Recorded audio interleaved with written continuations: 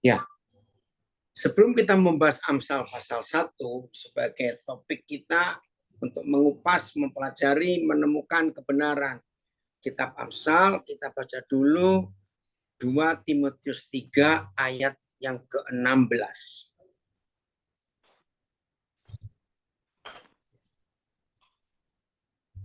Ya.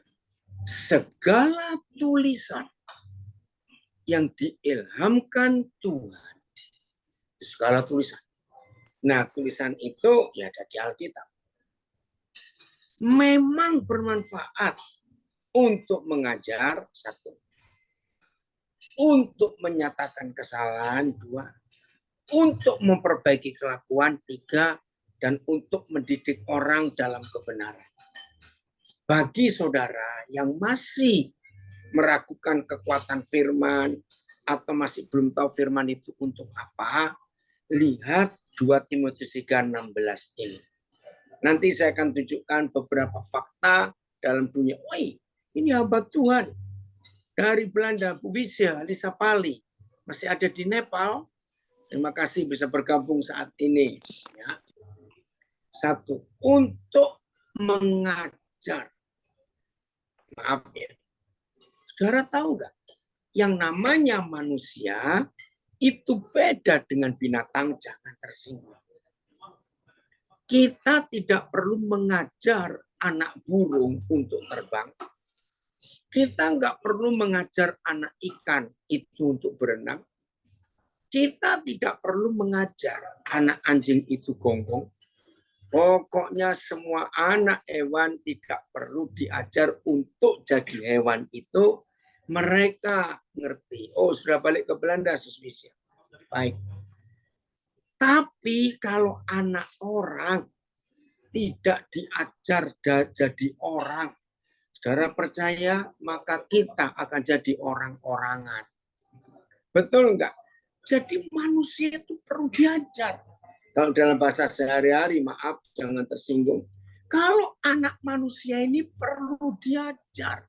Sebab kalau kita nggak perlu diajar, kita jadi kurang ajar. Maaf. Nah, itulah manusia. Maka itu, segala tulisan yang diilhamkan Tuhan bermanfaat untuk mengajar. Yang kedua, ayo, tayangkan lagi. Setelah untuk mengajar, maka itu kita harus diajar. Ini keren. Untuk menyatakan kesalahan. Waduh, ini lebih celaka lagi. Manusia ini, coba ya, yang setuju boleh ngacungkan tangan atau nulis di Facebook, Instagram, Zoom saya. Yang namanya manusia ini paling pintar kalau lihat salahnya orang. Tapi sulit lihat salah diri sendiri. Betul atau salah? Jawab dong, betul atau salah? Itu manusia. Ini ada anak-anak saya ikut belajar di sini juga. Nah, karena kita ini paling pintar lihat salah orang, tapi sulit lihat salah diri sendiri, maka itu perlu firman. Ada yang angkat tangan, Pak Ferdinand. Perlu firman, betul, dari Magelang. Untuk menyatakan kesalahan kita. 7 dari Sumba. Bagaimana sih kembar, nak? Mujizat terjadi ya? Betul, betul. Ya, siapa ini? Dari Instagram saya. Betul. Jengkelin lagi. Yang ketiga, untuk memperbaiki kelakuan. Nah, ini lebih celaka lagi yang namanya manusia kelakuan ini. Coba ya, renungkan. Anak sapi enggak sejak lahir induknya mati dan selama dia hidup dari lahir hari pertama sampai umur 3 tahun misalnya, dia itu nggak pernah ketemu sapi yang lain. Di sekitar pemilik sapi itu tinggal, itu peternakan, kuda. Jadi anak sapi yang satu ini sejak lahir sampai dia gede, dewasa, dia tuh nggak pernah ketemu sapi, tapi kumpulnya kuda. Begitu pula hewan-hewan yang lain. Satu jenis hewan nggak pernah ketemu yang satu spesies dengan dia, tapi dia kumpul hewan yang lain. Saudara percaya? Sapi satu ini nggak akan jadi kuda, walaupun sejak dia lahir nggak pernah ketemu sapi, sampai gede cuma ketemu kuda. Nggak pernah, tetap sapi. Itu binatang nggak perlu diperbaiki kelakuannya. Tapi kalau manusia, maaf ini saya cuma ngomong supaya lebih gampang mengerti. Satu anak pendeta, kumpulkan 5 penjudi atau 5 pemabuk atau 5 pengedar narkoba. Ayo jujur, walaupun anak pendeta, kelakuannya berubah. Nah itu manusia. Maka itu segala tulisan yang diilhamkan Tuhan itu bermanfaat untuk mengajar. Kedua, untuk menyatakan kesalahan. Yang ketiga, untuk memperbaiki kelakuan. Yang keempat, untuk ayo, 2 Timotius 6. Dan untuk mendidik orang dalam kebenaran. Terima kasih Ibu Nona Batimuri, saya mendoakan. Terima kasih anak. Nah, karena kita ini sering keluar dari kebenaran, melenceng dari jalan Tuhan, maka itu segala tulisan yang diilhamkan Tuhan ini bermanfaat untuk mendidik kita di dalam kebenaran. Itu tujuannya. Iya Uji, luar biasa kalau Tuhan mau memberikan kita. Nah, saya, the message. Terima kasih. Ya, saya akan baca the message. Sebentar ya. Every part of scripture, setiap bagian dari kitab suci kita is good.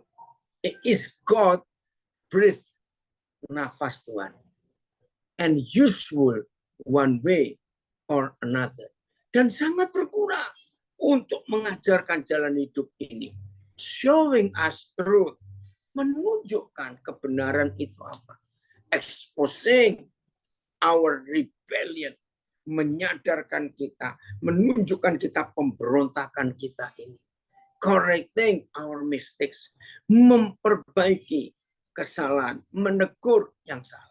Dan yang terakhir, training us to live God's way. Dan untuk mendidik kita hidup dalam jalan Tuhan. Itu tulisan yang diilhamkan Tuhan. Tapi ada kekuatan lain tentang tulisan itu, saudara. Ternyata tidak hanya segala tulisan yang diilhamkan Tuhan, yang merupakan nafas Tuhan, yang punya dampak. Ya, renungkan bagian ini dahsyat. Siapa pernah menanyakan mengapa ada negara-negara di dunia? Saya sapa ini anak-anak saya dulu ya, ada 3 di sini. Siapa yang pernah mikir di antara kalian mengapa negara-negara itu bisa eksis di dunia sampai sekarang? Indonesia ini masuk tahun yang ke-79 ya. Ya, 79. Agustus nanti ini 79 tahun, masih cukup muda. Kalau dibanding Amerika, Amerika sudah merdeka sejak tahun 1776. Dibandingkan kerajaan Inggris, Belanda, negara-negara Eropa yang sudah eksis ratusan tahun. Pernah nggak saudara menanyakan, kenapa kok negara-negara itu bisa eksis sampai hari ini? Oke, saya jawab sendiri. Jawabannya, karena ada konstitusi. Betul tidak? Ada undang-undang. Nah, undang-undang itu bentuknya apa? Tulisan. Walaupun kita tidak tahu aslinya di mana, nggak penting. Yang penting setiap negara itu ada konstitusi.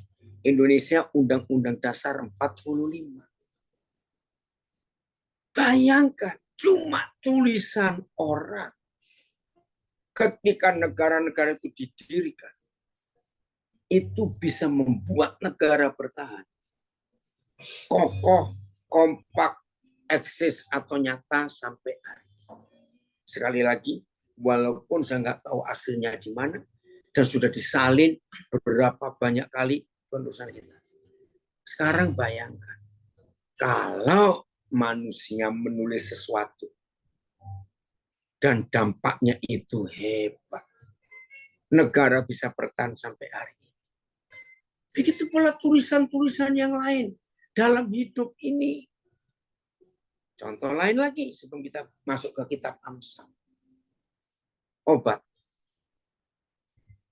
tidak ada obat semurah apa, apalagi semahal apa, yang di dalam kotak obatnya, bungkus obatnya itu tidak ada tulisan.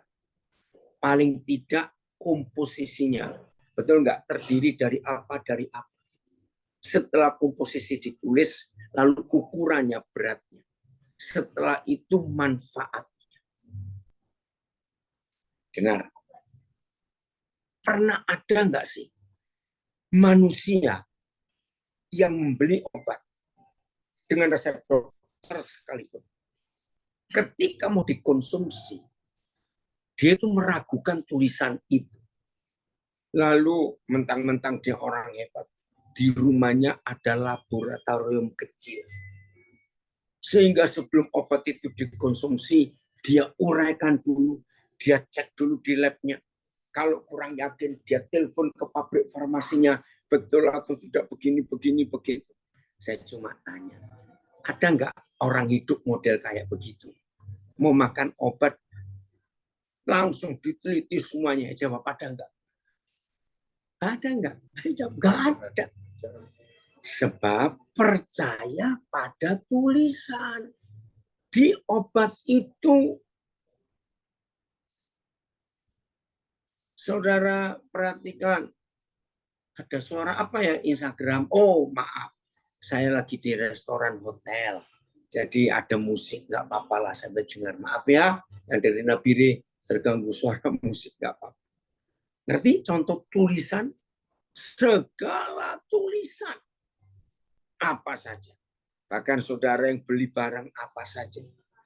Tidak ada barang yang kita beli, tidak ada tulisan manualnya, peraturannya. Woi, orang Las Vegas hadir. Ancua. Ini anak saya yang di Las Vegas. Jadi semua tulisan itu bermanfaat, saudara. Berguna. Woi, dari New York, New Jersey, Bernard, apa kabar? Senang sekali. Itu tulisanmu tentang worship itu kau bagi ke banyak orang. Dapat nggak yang Bapak kirim tulisan? Ini yang nulis ada di New York. Oke ya? Betul. Ini dari Gorontalo. Betul. Firman itu luar biasa.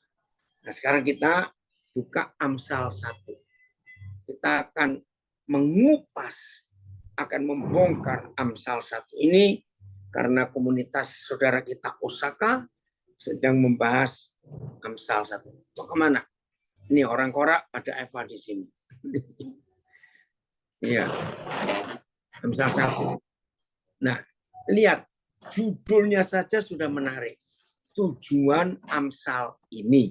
Apa tujuannya?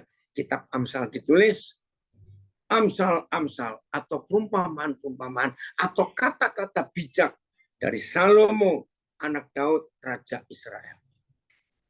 Untuk mengetahui hikmat dan didikan. Untuk mengerti kata-kata yang bermakna. Ya, coba kita lihat apa tujuan Amsal. Ini 1, untuk mengetahui hikmat. 2, untuk mengetahui didikan. 3, untuk mengerti kata-kata yang bermakna. 4, untuk menerima didikan yang menjadikan pandai. 5, serta kebenaran, keadilan, dan kejujuran. Yang 6, untuk memberikan kecerdasan kepada orang yang tak berpengalaman. Yang ke-7, 8 sampai lupa saya. Dan pengetahuan serta kebijaksanaan kepada orang muda. Kenapa ditujukan khusus orang muda? Karena orang muda itu lebih banyak ngawurnya karena masih muda. Wih, saya baca ini komen dari orang hebat, Paulus Winarto. Kalau saya cari di Google, siapa dia? Paulus Winarto. Ini tinggal di Bandung, kelahiran Sorong, adalah motivator hebat di Indonesia. Bahkan dalam Muri, Pak Paulus ini masuk rekor Muri, membuat ceramah seminar kepemimpinan di dalam pesawat yang sedang terbang. Tahun berapa itu? Nah, dia menambahkan, 22 tahun saya mendalami kepemimpinan.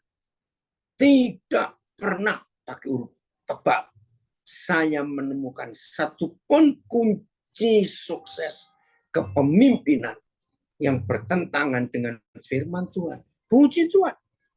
Ini seorang pakar leadership, seorang motivator, ya, seorang IO penasihat di banyak perusahaan menulis. 22 tahun saya mendalami kepemimpinan. Tidak pernah saya menemukan satupun kunci sukses. Kunci sukses kepemimpinan yang bertentangan dengan firman Tuhan. Puji Tuhan. Cari di Google ya. Ini orang hebat, Paulus Winarko. Oke. Belum selesai. Ayat 5.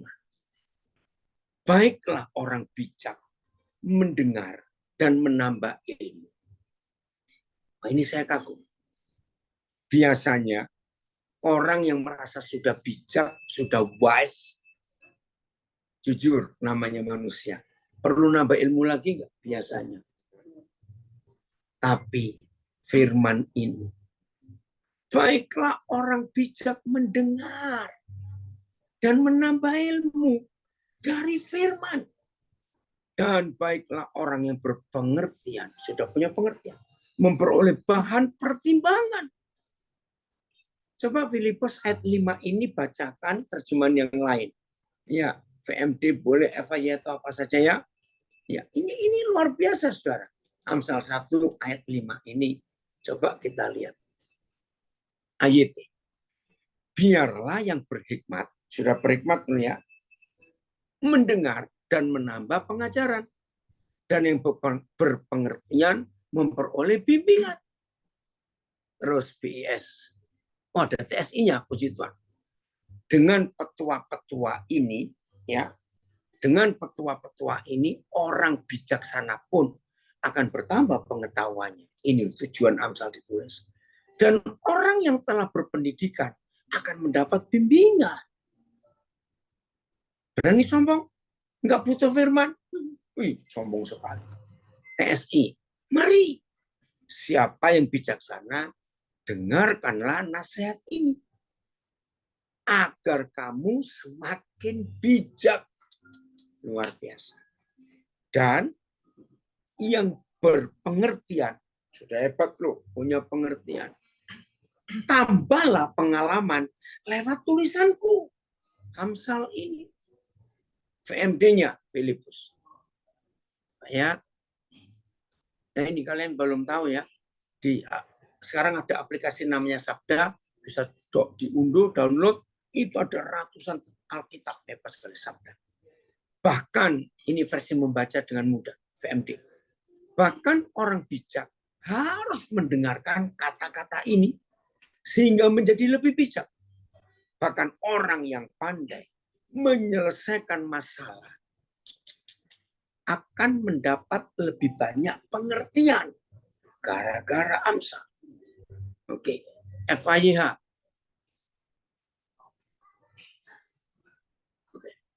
Aku ingin agar mereka yang sudah bijaksana, sudah loh ya, menjadi lebih bijaksana dan menjadi pemimpin-pemimpin dengan mendalami arti mutiara kebenaran ini. Wah, hebat sekali. Terima kasih Paulus untuk supportnya. Ini kan keren. Woi, orang Texas ikut hadir. Ya Charles, ayo kita belajar betul-betul. Puji Tuhan. Ya. Nah, inilah firman. Ayat 6. Ayat 6. Jadi jangan sombong, saudara. Ayat 6. Untuk mengerti Amsal dan ibarat, ya, kiasan-kiasan, perkataan dan teka-teki orang bijak. Salomo itu memang dapat hikmat yang luar biasa atas hidupnya. Ada TSI-nya enggak? Phil, TSI-nya coba kita lihat. Oh, ada. Agar kamu dapat menyelami makna peribahasa, perumpamaan, petua, dan teka-teki yang ditulis oleh orang-orang bijak yang lain. Itu tujuan Amsal. Ayat 7. Ayat 7. Tunggu. Ya. Takut akan Yahweh adalah permulaan pengetahuan. Tetapi orang bodoh menghina hikmat dan didikan. TSI-nya, Filipus. Sikap hormat dan takut akan Yahweh adalah cara yang pertama dan terutama untuk menjadi bijak. Tetapi orang-orang bebal tidak menghargai kebijaksanaan dan tidak mau diajar. Jangan sampai itu terjadi. Baik, kita mulai lagi di ayat 1. Ada berapa poin yang kita mau pelajari lewat ayat 1, Amsal 1. Nanti kita kembali ke ayat 7-nya ya. Ayat 1.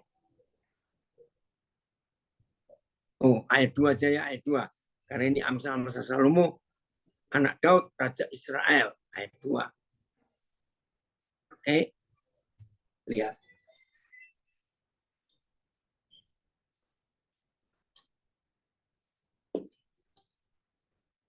Tujuan Amsal.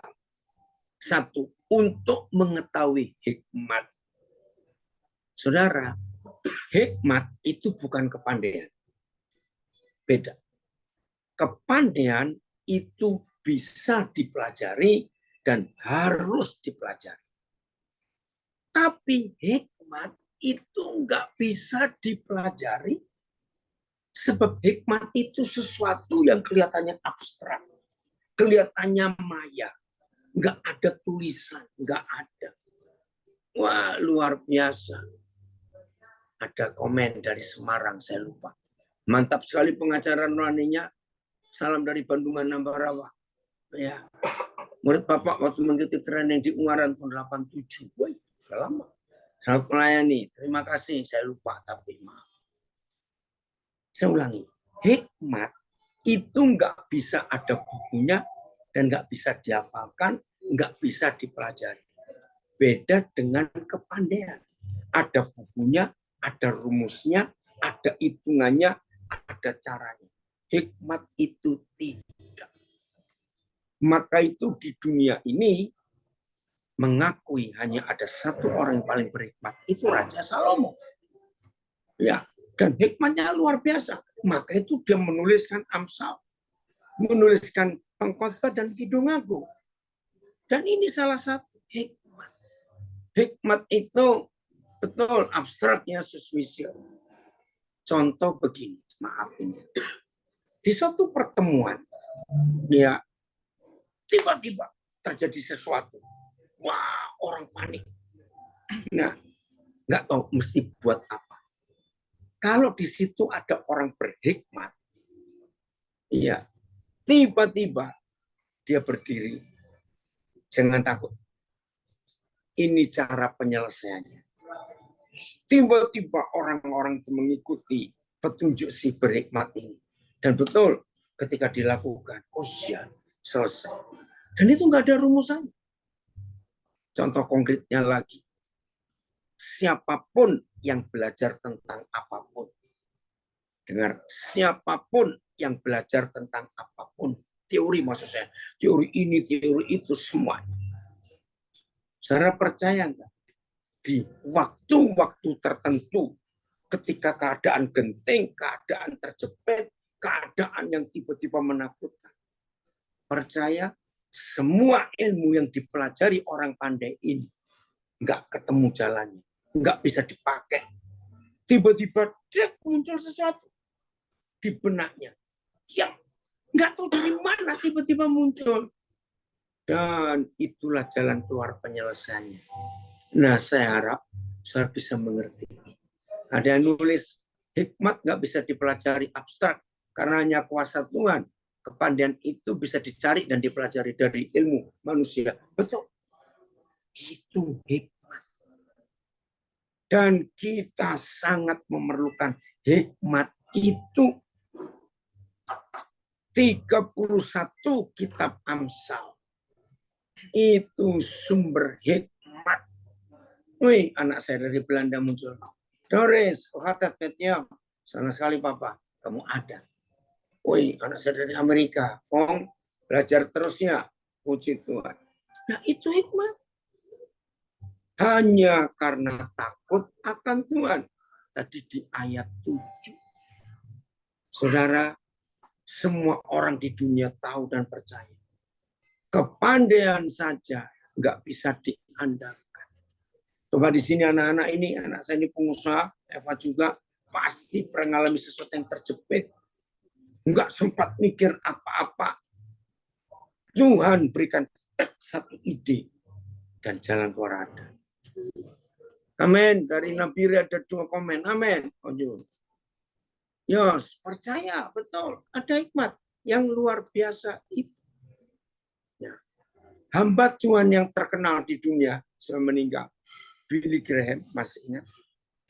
Billy Graham menemukan sebuah teori tentang kitab Mazmur dan kitab Amsal. Dan itu luar biasa. Saya melakukannya itu sudah bertahun-tahun. Begini, Billy Graham, anak Tuhan yang hebat ini. Mazmur itu dengan Amsal, kalau digabung itu jadi salib. Maka itu papa-papa, mama-mama, ajari anak-anak kita mengulangi apa yang Billy Graham ajarkan. Amin, dari Manado. Terima kasih. Kitab Mazmur 100% isinya adalah membuat hubungan manusia dengan Tuhan itu baik. Ini yang vertikal. Ya. Amsal itu menuliskan hukum-hukum hikmat untuk manusia berhubungan dengan manusia yang horizontal. Nah, kalau kita tiap hari membaca Mazmur 5 pasal sehari ya, hari ini pasal 1 sampai 5. Dalam 30 hari sebulan Mazmur selesai. Amsal yang 31 pasal itu tiap hari cukup kita baca 1 pasal sesuai tanggal. Hari ini tanggal 9, maka tadi pagi waktu kita bangun harus baca Amsal 9. Sampai tanggal 31 selesai, balik ke Amsal 1 lagi untuk tanggal 1 bulan berikut, begitu Mazmur. Billy Graham berkata, murid-murid Tuhan Yesus yang membaca Mazmur dan Amsal dengan rindu mengerti itu, maka salib ada di hidupnya. Luar biasa. Nah, saya akan baca ini komen dari New York. Uang tidak mengajari kita kedalaman keutuhan, kedamaian sejati dari kebebasan atau kerinduan akan kepuasan. Uang itu bukan segala-galanya untuk mendapatkan itu. Hikmat yang mengajarkan. Wih, terima kasih Bernard. Saya ulang, uang itu tidak akan mengajarkan tentang hal-hal yang dalam hidup, tentang kelengkapan, keutuhan, kesempurnaan. Enggak. Uang nggak bisa mengajarkan kedamaian, kebebasan, kemerdekaan. Enggak. Justru orang yang mengejar uang nggak akan puas dalam hidupnya. Betul ya? Dan itu terjadi. Terima kasih Bernard untuk itu. Woi, Losol dari Samarinda hadir juga. Puji Tuhan. Nah, ini bahasa Inggrisnya, money doesn't teach us the profundity of wholeness, the true peace of freedom. Uang nggak mengajarkan itu. Or the longing for contentment, kerinduan untuk memuaskan. But wisdom does. Hebat sekali. Nah, saya ini suka sekali melihat tulisannya Pak Bernard ini, saya suka simpan. Ya, saya akan foto. Tolong Filipus tayangkan ini di Zoom ya, supaya bisa. Nah, kalau ada yang bisa nolong saya, forward juga ke Instagram saya, supaya bisa melihat. Itulah hikmat. Luar biasa. Saya baca lagi. Money doesn't teach us the profundity of wholeness. The true peace of freedom. Uang pun tidak mengajar. Or the longing for contentment. Merindukan kepuasan. Itu bukan uang juga. But wisdom does. Tapi hikmat mengajarkan. Maka itu papa mama, izinkan saya berkata. Hati-hati kalau papa mama mendidik anaknya sejak kecil. Tiap kali ketemu masalah, jangan pernah berkata gini, tenang nak, jangan takut, uang papa banyak. Hancur anak itu. Setuju saya ngomong ini? Maka anak itu jadi jahat karena mata duitan. Sehingga semua yang dia pikir cuma uang, uang, uang. Itu yang terjadi dalam hidup para koruptor, bajingan uang rakyat itu. Karena pikirannya uang yang bisa menyelesaikan tidak. Hikmat dan amsal ini. Bahkan ibu-ibu yang mengandung, ya saya selalu mengajarkan. Bacakan kitab Amsal sehari 2 kali, pagi-pagi dan malam sebelum anak itu tidur. Ada yang tanya, loh, anaknya kan belum lahir, justru itu penting. Ayo, siapa yang baru dengar pelajaran ini? Siap punya anak lagi, lalu bacakan kitab. Siapa di sini? Ya, harus itu. Maka anak-anak, bayi yang dibacakan Amsal sejak dalam kandungan. 9 bulan 10 hari itu, anak-anak itu jadi hebat. Sudah menyukai firman yang luar biasa, saudara. Ada tambahan, Pak Ferdinand. Hikmat adalah suatu pengertian dan pemahaman yang dalam mengenai orang, barang, kejadian, atau situasi yang menghasilkan kemampuan untuk menerapkan persepsi, penilaian, dan perbuatan sesuai pengertian tersebut. Terima kasih. Ini definisi hikmat. Puji Tuhan. Kalau kita melihat hikmat, dan itu hanya takut akan Tuhan. Kembali ke ayat 1, ayat 2. Tadi ya, coba lihat ayat 2. Masih Amsal 1.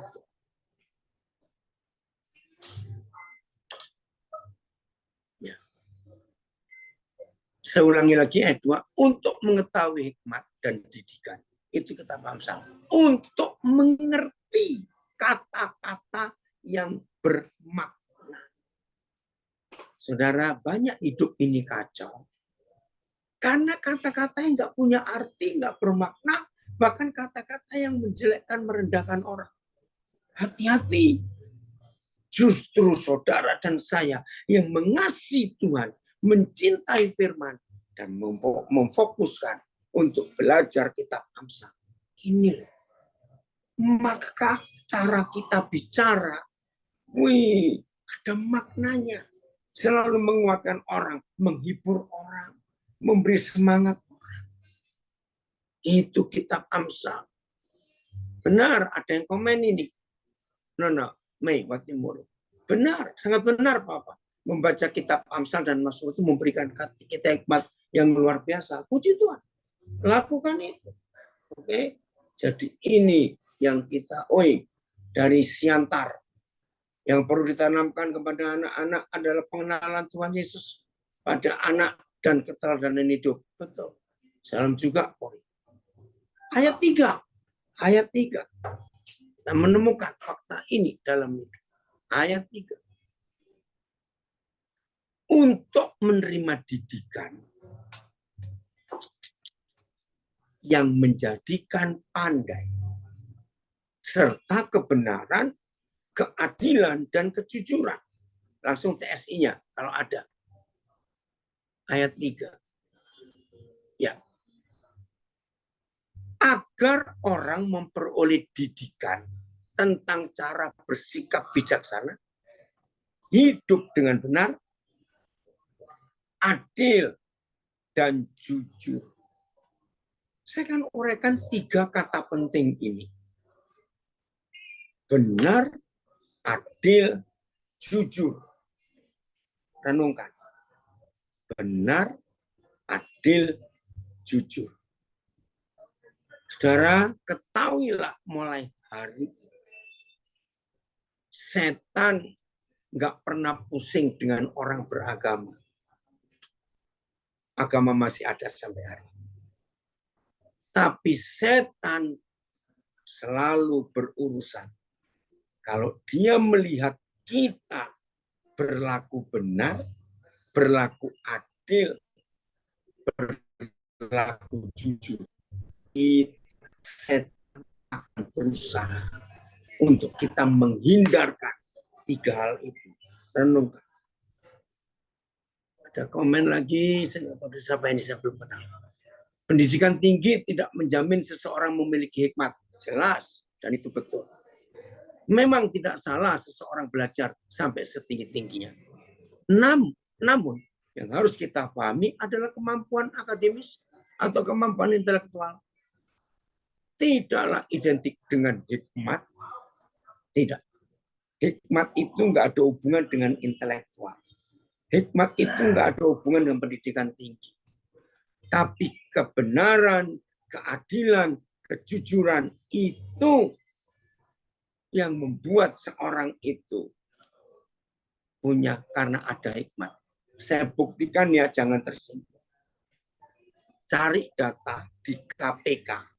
Ya, saya punya datanya, mudah-mudahan saya masih bisa cari. KPK, oh ada yang komen dari Jogja, saya baca dulu ya. Benar, adil, dan jujur hanya terjadi kalau dipimpin oleh Papa di surga. Kalau mengandalkan intelektual, hanya diukur untung dan rugi, efisien, dan atau tidak. Nah, begini. Data di Indonesia tentang koruptor. Ada 10, tapi saya hanya pegang yang 3. 1, 2, 3. 1. Semua koruptor, perampok-perampok itu pendidikan terendahnya adalah S2. Catat. Ternyata nggak ada koruptor yang nggak punya ijazah. Nggak ada. Semuanya berpendidikan tinggi. Doktor, profesor, maaf. Master ini, doktor hukum ini. Nomor 2. Semua koruptor itu adalah orang-orang fungsional agama tertentu. Maka itu tidak ada koruptor yang tidak punya posisi di keagamaan mereka masing-masing. Kurang apa? Nomor 3 lebih celaka. Ternyata semua koruptor itu adalah orang yang sudah kaya raya. Gila enggak? Maka itu hikmat tidak pernah sama dengan intelektual dan keagamaan. Catat. Karena para bajingan itu adalah pendidikan tingginya hebat. Di fungsi-fungsi keagamanya tinggi posisi. Dan sudah kaya raya. Maka itu siapapun orangnya, kalau hidupnya dikuasai oleh yang benar, lalu ada keadilan dan ada kejujuran, maka nggak ada kejahatan di dunia ini. Hebatnya firman. Kita lihat sekarang Yeremia pasal 23, pasal 9 ayat 23 dan 24. Yeremia pasal 9 ayat 23 dan 24.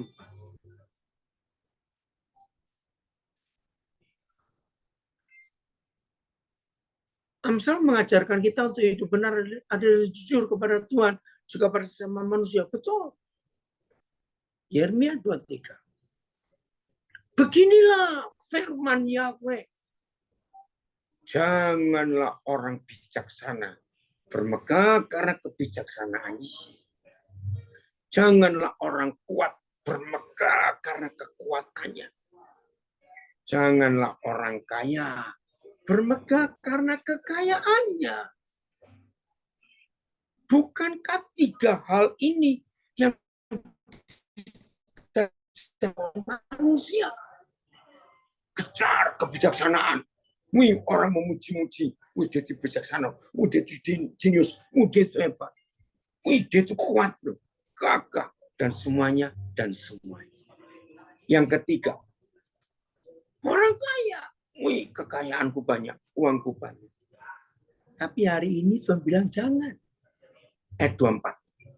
Lalu, apa yang Papa cari untuk kita? Tetapi, siapa yang mau bermegah? Ini loh. Baiklah orang itu bermegah karena yang berikut. Satu, bahwa ia memahami dan mengenal aku, kata Tuhan. Dua, bahwa akulah Yahweh yang menunjukkan kasih setia, keadilan, dan kebenaran di bumi. Sama nggak dengan Amsal 1 ayat 3 tadi? Amsal itu akan mengajar kita sehingga kita menjadi benar, menjadi adil, dan menjadi jujur. Luar biasa, saudara. Jadi kalau ada orang mau bermegah, mau berbangga, silakan. Tapi harus memenuhi kriteria ini. Satu, karena orang itu memahami dan mengenal Bapa di surga. Luar biasa. Dan yang kedua, harus tahu bahwa Yahweh Tuhanlah yang menunjukkan kasih setia, keadilan, dan kebenaran di bumi. Nah, kalimat terakhir ayat 24 ini indah. Sungguh semuanya itu kusukai. Demikianlah firman Yahweh. Apa yang Tuhan sukai? Mengenal Dia, memahami Dia, yaitu wakili Tuhan untuk saudara dan saya bisa menunjukkan kasih setia kepada semua orang, bisa menunjukkan keadilan pada semua orang, bisa menyatakan kebenaran pada semua orang di bumi. Sungguh semuanya itu kusukai. Sekarang nggak ada yang lain. Coba ayatnya Filipus ayat 24 ini ya. Ayat 24. Nah ya, ayatnya. Akan tetapi, biarlah orang yang berbangga. Biarlah orang yang berbangga. Berbangga akan hal ini. Hal apa?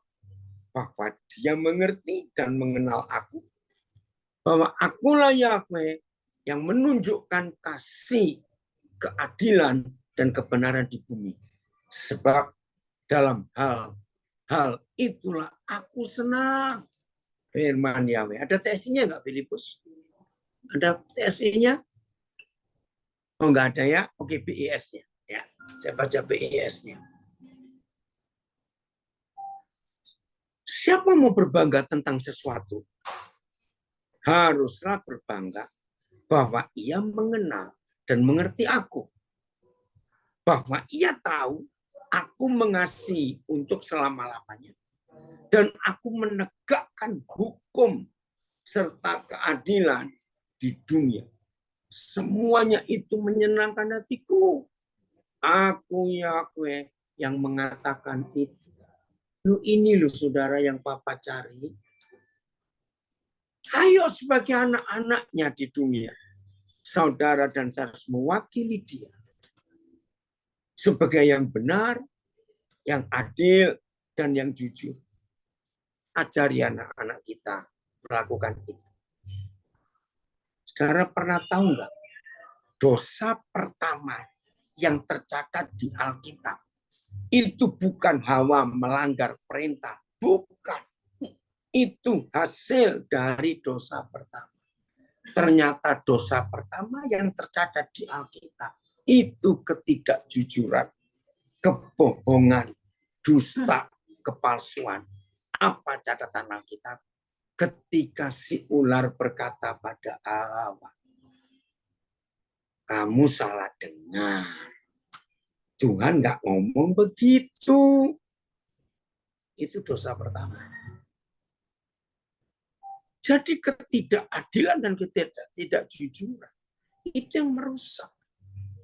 Ternyata dosa terakhir yang dicatat di Alkitab, Wahyu 22 ayat 15.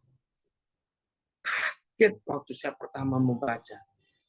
Dosa yang terakhir tercatat di kitab yang terakhir, di pasal terakhir. Dusta. Papa, Mama, tolong ya, jangan ngajari anak-anak kita dusta dan tidak jujur. Sekali anak-anak melihat papa mamanya kita tidak jujur, nancap ke ide hidup mereka. Oh, begitu cara hidup. Dan apa yang kita pernah ajarkan kepada mereka, salah maupun benar, langsung tertancap. Maka itu jangan anggap enteng. Tidak benar, tidak adil, tidak jujur. Itu merusak. Dari Lembang ada komen. Hikmat diberikan dari Tuhan untuk menyelamatkan banyak orang yang sementara kepandaian berasal dari hasil diri sendiri dan kebanyakan dipakai untuk minteri, menggurui orang lain. Harus berubah. Harus berubah. Nah, inilah hebatnya kitab Amsal. Lanjut. Amsal 1. Ayat berapa? Ayat 4 sekarang ya. Atau masih ayat 3 tadi? Saya lupa. Ya, kita lihat.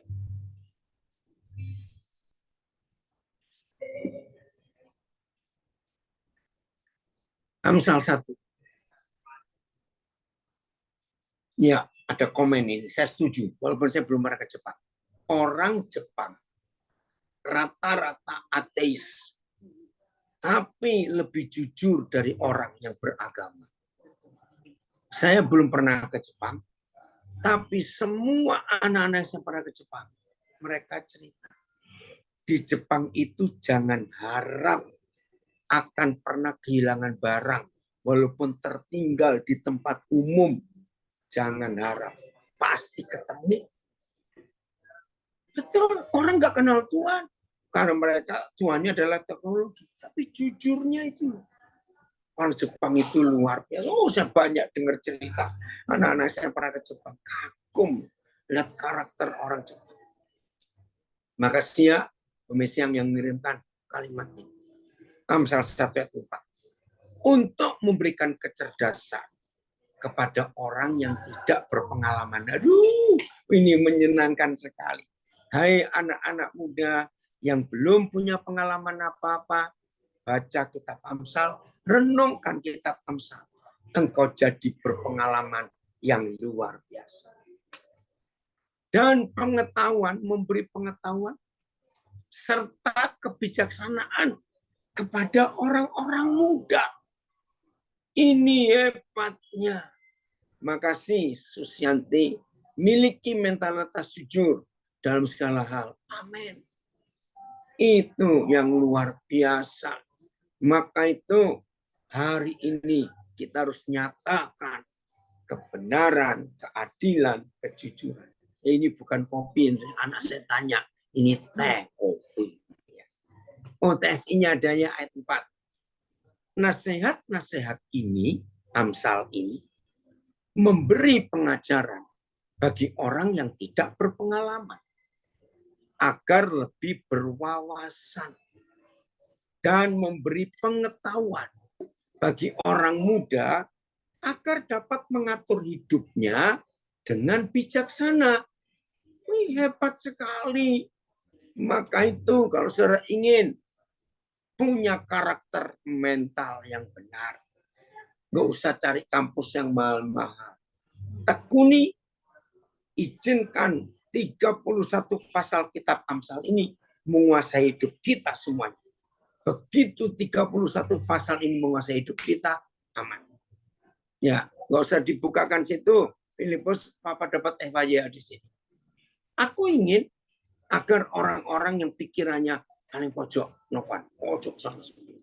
Aku ingin agar orang-orang yang pikirannya sederhana menjadi bijaksana. Katanya, aku ingin menasihati anak-anak muda mengenai beberapa masalah yang akan mereka hadapi. Wih, luar biasa. Itu kitab Amsal. Bisa membawa orang di dalam kelengkapan yang hebat. Oh, dari Siantar. Cinta uang membuat kita jahat. Tetapi cinta Tuhan buat kita suka kebenaran. Amin. Nah, itulah hidup yang kita harus tahu. Oh, the message. Terima kasih. Ya. Etnova. Okay. If you break of this and this only. Kalau saya ingin tahu banyak hal, ya ini saja. That you understand and know me. Kamu ingin bangga, ingin menyatakan hebat. Ini Yeremia 9 tadi. Bahwa engkau memahami dan mengenal aku. I am God. Aku Tuhan. Dan I act in loyal love. Tindakanku ini selalu dengan kasih setia. I do what's right. Aku ini Tuhan mengerjakan apa-apa dengan benar. And set things right and fair. Dan menetapkan segala sesuatu itu benar dan adil. And delight in those. Dan sangat suka kepada siapa saja yang mengerjakan yang sama dengan aku kerjakan. These are my trademarks. Trademarks. Tanda. Ya. God's decree. Begitulah firman Tuhan. Terima kasih untuk itu. Ayat 5 sekarang. Ayat 5. Ya. Nggak apa-apa uji langsung. Ayat 5. Nah, tadi saya sudah uraikan ya. Saya tambah lagi sedikit. Ya. Ayat 5 Amsal 1. Baiklah orang bijak mendengar dan menambah ilmu. Dan baiklah orang berpengertian memperoleh bahan pertimbangan. TSI-nya. Ya, TSI-nya ayat 5. Mari, siapa yang bijaksana, dengarkan nasihat ini. Agar kamu semakin bijak. Dan yang berpengertian, tambahlah pengalaman lewat tulisan. Keren ya saudara.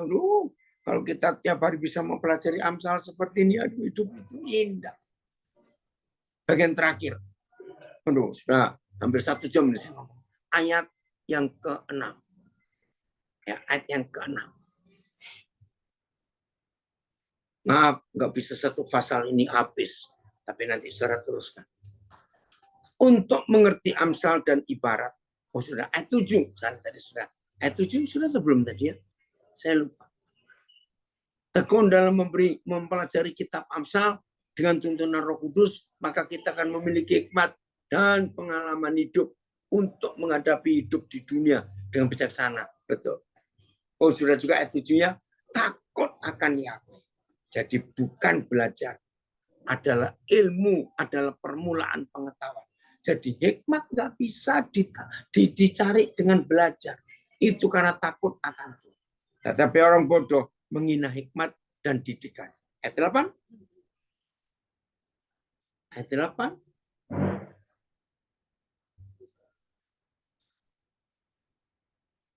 Lo nanti kamu ulangi lagi ya. Kamu baru masuk. Hai anakku, dengarkanlah didikan ayahmu. Dan jangan menyia-nyiakan ajaran ibumu. Dalam konteks ayat 8. Jangan diterjemahkan. Lihat itu, papamu itu begini nggak salah. Ibumu itu hebat salah. Justru arti Amsal 1 ayat 8. Bukan membuat papa mama sombong. Bukan. Tetapi justru dengan ayat 8 ini, papa di surga minta sebagai papa yang hidupnya dikuasai oleh kitab Amsal, maka papa itu pasti bisa mendidik anaknya dengan baik. Seorang mama yang hidupnya dikuasai oleh kitab Amsal, maka mama itu akan mengajarkan hal-hal yang indah untuk anak-anaknya. Karena saya pernah ribut dengan beberapa orang gara-gara ayat ini, lalu mereka anggap, lihat firman aja berkata, didikan ayahmu jangan kau nggak dengarkan. Ajaran ibumu jangan kau sia-sia. Nah, kan kebalik. Maksudnya, supaya papa mama hidupnya dikuasai oleh Amsal, firman ini, segala tulisan yang diilhamkan oleh Tuhan, itu bermanfaat. Nah, begitu saudara dan saya, sebagai orang tua, dikuasai oleh firman, maka kita papa-papa bisa mendidik anak-anak kita dengan tepat dan baik. Dan mama-mama bisa memberi ajaran yang benar kepada anak-anaknya. Tapi harus dimulai dengan kita cinta Amsal. Oh, dari Jayapura. Makasih, Audrey. Hikmat Tuhan mengajarkan, mengalahkan pengetahuan manusia. Setuju. Dan memang itu luar biasa, saudara. Hikmat Tuhan itu. Jelas ya? Ayat 9. Ayat 9.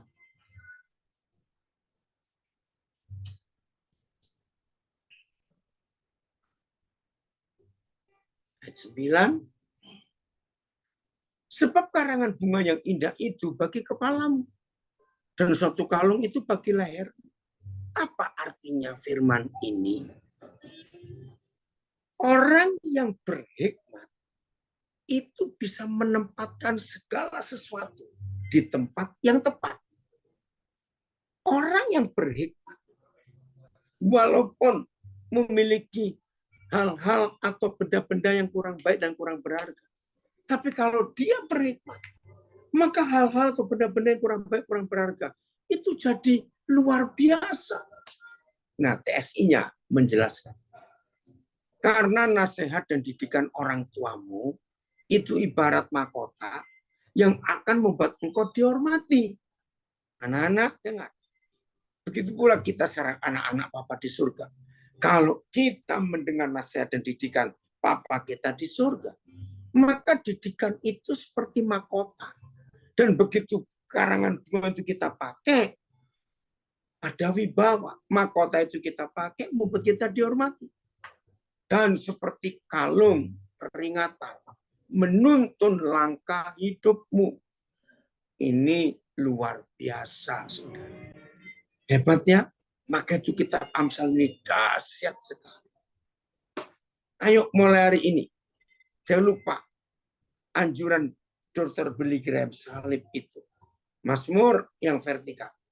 Baca 5 pasal sehari, maka sebulan habis. Amsal 31 pasal. Baca urut tanggal angka pasal. Roh Kudus akan bekerja luar biasa di hidup kita. Dan firman ini, Tuhan kau luar biasa. Dan akhirnya, saya akan tutup dengan Galatia 5 ayat 23. Kalau saudara dan saya menghidupi firman, dan firman menghidupi kita, wih, ini Galatia 5, makasih, ayat 23. Ya, sama-sama, Mei, luar biasa ya, Tuhan kita, Galatia 5 ayat 23.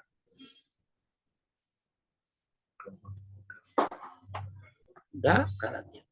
Kelemah lembutan, penguasaan diri, ini 9 buah roh.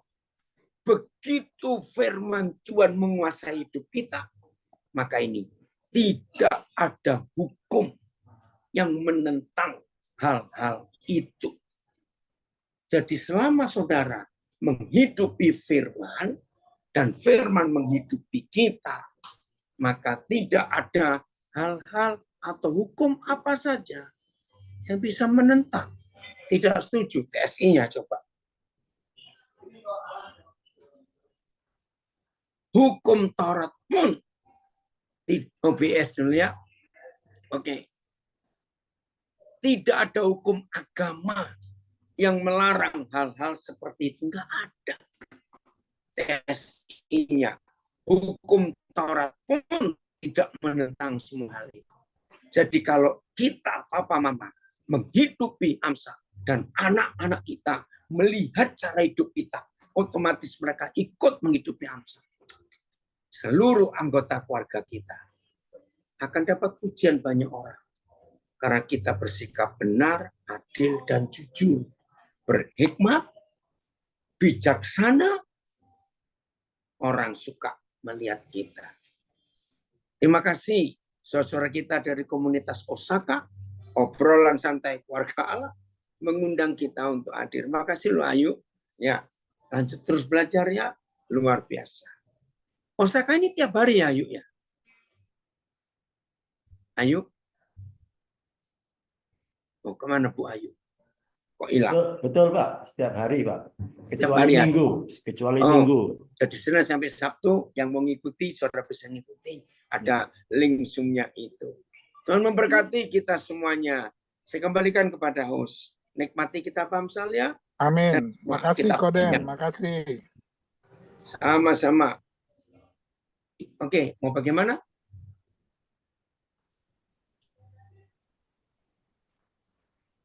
Biasanya sih ada yang bertanya, Koden. Oke, siap. Ada mau diskusi? Ya, ini hari terakhir Papi di Cirebon.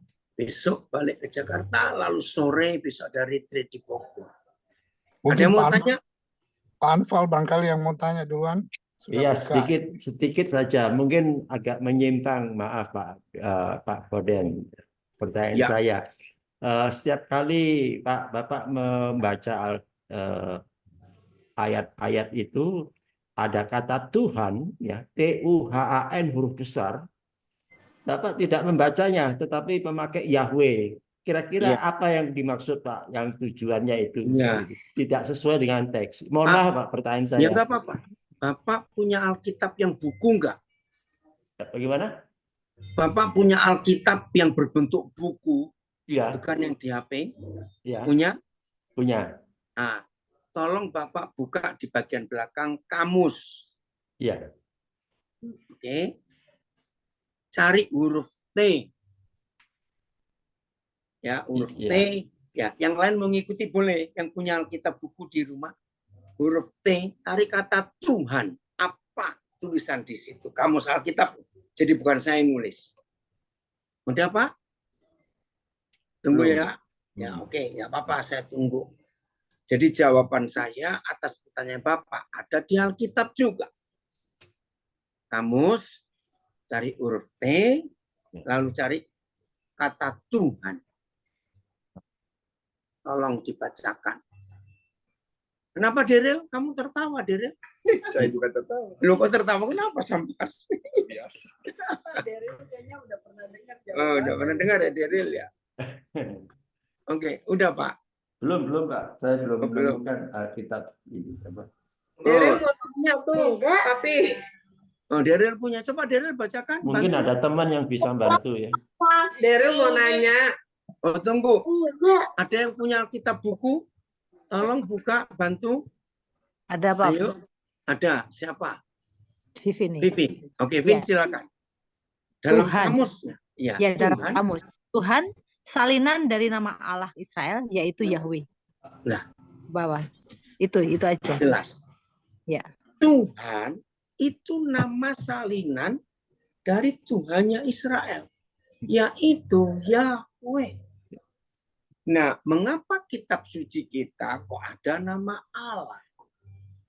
Allah itu adalah Tuhan buat orang Muslim. Ingat syahadat mereka, kita hormati loh. La ilaha illallah. Tidak ada Tuhan selain Allah. Nah, begini penjelasannya. Tuhan itu pangkat, tapi punya nama.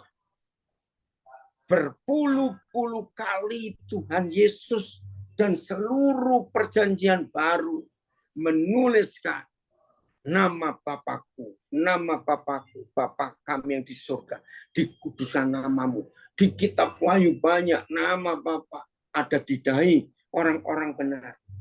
Jadi Papa kita itu punya nama. Pangkatnya Tuhan. Tapi nama Papa kita itu Yahweh. Allah itu Tuhannya orang Islam. Kembalikan ke mereka. Nah, persoalannya, kenapa di kitab suci kita ada nama Tuhannya orang Islam? Karena di awal abad yang ke-17, ketika pertama kali dua hamba Tuhan dari Belanda ingin menerjemahkan Alkitab ke dalam bahasa Melayu, maka ditemani oleh dua haji yang cukup terhormat, cari di Google ada. Mereka tertunda cukup panjang untuk mencetak Alkitab itu di Belanda dalam bahasa Melayu. Karena kata Tuhan yang dalam bahasa Ibrani-nya Adonai, dalam bahasa terjemahan perjanjian barunya Kurios, itu enggak ada. Bahasa Melayu tidak punya kata Tuhan.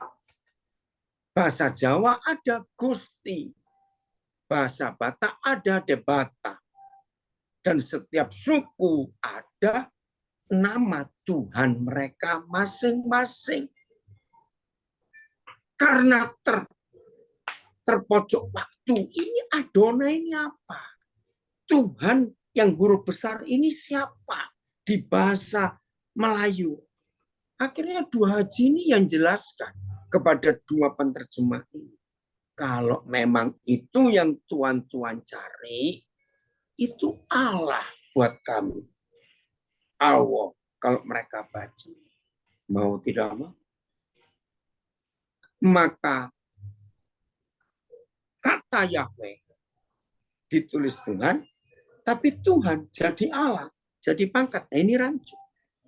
Di Indonesia ada jabatan presiden, jabatan menteri, jabatan gubernur, jabatan bupati, jabatan camat, jabatan wali kota.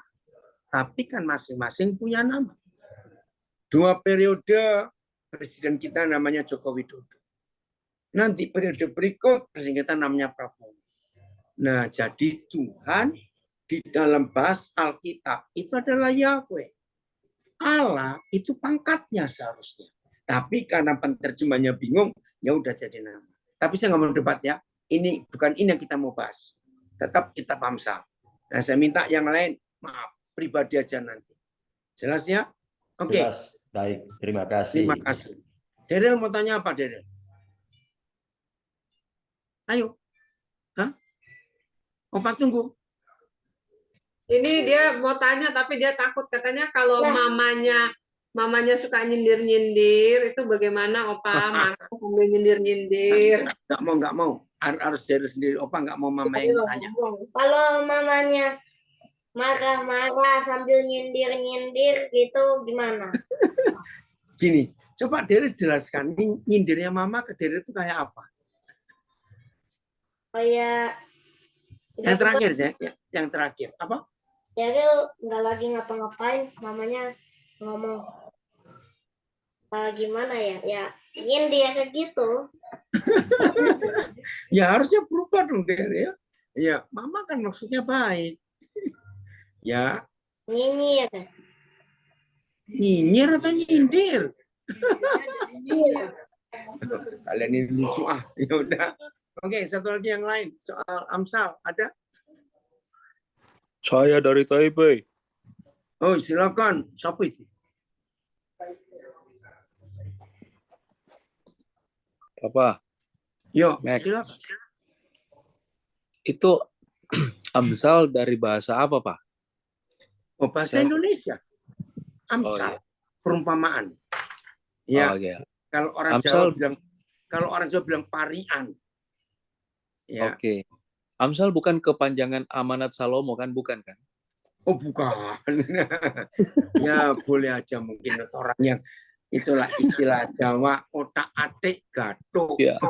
Iya. Disambung-sambung. Ya. Nggak Iya. apa-apa. Oke. Siap. Sudah? Pertanyaan Ada berikutnya. berarti. Oh, iya, iya. Kepada host. Jadi Iya, besok sore saya akan mimpin retreat tambah Tuhan di Bogor. Nanti tunggu ya brosurnya. Ya, ya pakai Zoom juga pasti. Zoom-nya Zoom pesat. Ya. Oke, ayo. Terima kasih untuk kesempatannya luar biasa. Terima kasih, Ya, Koden. boleh. Wah, Ya, terima kasih. sama-sama.